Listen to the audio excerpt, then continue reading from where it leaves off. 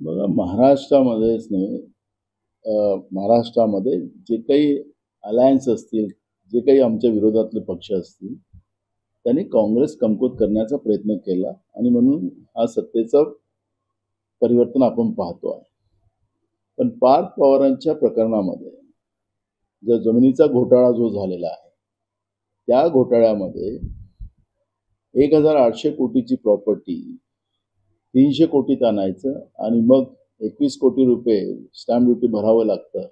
त्यासाठी पुन्हा आय-टीचं उद्योगिक विभागाचं एक धोरण तयार करायचं आणि त्याच्यात 500 रुपयात त्याचं ती जमीन ताब्यात द्यायची. ही जी काही पद्धत आपण पाहिलेली आहे, ही फक्त एक आहे. हे एकच घटना नाही आहे.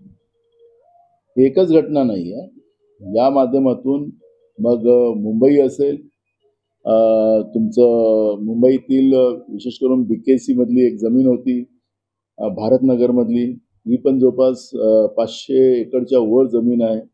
सी लिंकच्या बाजूची जी जमीन आहे रस्ते विकास महामंडळाची, ती कशी दिली गेली, ती काय भावानं दिली गेली. नवी मुंबईचं जे मार्केट यार्ड होतं ते पण आता मोदीजींच्या मित्रांना त्या ठिकाणी देण्यात आलं, तेही IT पार्कच्या नावाने दिलं गेलं. तर या सगळ्या गोष्टी आपण पाहिल्यात. आणि एकीकडे राज्याचे मुख्यमंत्री फडणवीस म्हणतात की गंभीर बाब आहे, जी कोरेगाव झालेली घटना ही गंभीर आहे. महाराष्ट्रामध्ये अशा पद्धतीच्या खूप घटना झाल्यात आणि त्याला चौकशी बसवायची गरज नाही. ते कागदावर आहे.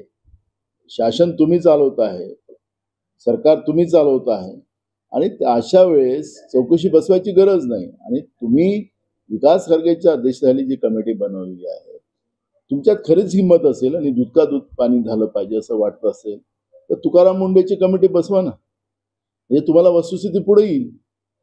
पण या पद्धतीचा चौकशीचा आणि समितीचा फार्स करून जनतेची दिशाभूल जी चालली आणि महाराष्ट्र रोज विकण्याचं काम जे चाललेलं आहे, त्यावर पवार साहेब असतील की जेवढे कोणी लोक असतील, या सगळ्यांनी एकत्रित ही लढाई लढली पाहिजे. कारण की आज शाहू फुले आंबेडकरांचा महाराष्ट्र दिवसाढवळ्या विकला जात असेल, लुटला जात असेल, तर याला कोणालाही शांत बसता येणार नाही, तो कोणाचाही कोणी असो.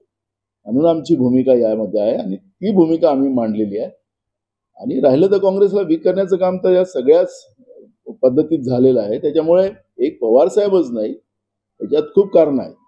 बघा, स्थानिक पातळीवर ज्या लोकांना जे निर्णय घ्यायचे त्या पद्धतीचे निर्णय घेण्याचा निर्णय प्रदेश काँग्रेसने घेतलेला आहे. त्यामुळे कुठल्या याच्यामध्ये, कोणत्या महानगरपालिकेत, कोणत्या नगरपालिकेमध्ये, कोणत्या जिल्हा परिषदमध्ये, पंचायत समिती काय लढायचं असेल ते स्थानिक निर्णय होतील.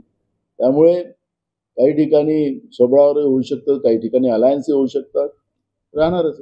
बघा, मला त्यांच्या जे काही संघटना असेल त्यांनी काय कोणाला घ्यायचं नाही घ्यायचं हा त्यांचा प्रश्न आहे. त्याच्यावर मला काही प्रतिक्रिया देण्याचं काही कारण नाही. पण त्यांनी एक वक्तव्य काल केलं की त्यांची संस्था रजिस्टर्ड नाही, RSS. त्याचा प्रश्नावर त्यांनी काल ते बोलले की रजिस्टर करायची गरज काय. आता ज्या लोकांना संविधानच मान्य नाही असेच लोक हे बोलू शकतात. कारण की तुम्ही लोकांचे पैसे गोळा करताय. तुमच्या या संघटनेमध्ये मोठ्या प्रमाणात कोट्यावधी रुपये त्या ठिकाणी गोळा होत आहे, जनतेचा पैसा गोळा होत आहे. या तुमच्या संघटनेच्या माध्यमातून जे काही पैसे गोळा होतात तिथं तयार होतात. ते चॅरिटी कमिशनरकडे रजिस्टर झालं तर तुम्हाला तो पैशाचा हिशोब द्यावं लागतं. एखाद्या देवस्थान कमिटी असेल त्यालाही चॅरिटीमध्ये रजिस्टर करावं लागतं. आणि पण मोहन भागवतजींनी जे काही स्टेटमेंट काल केलं तेच खऱ्या अर्थानं याचा अर्थ त्यांना की संविधान मान्य नाही, त्यांना पाहिजे त्या पद्धतीने ते वागू शकतात.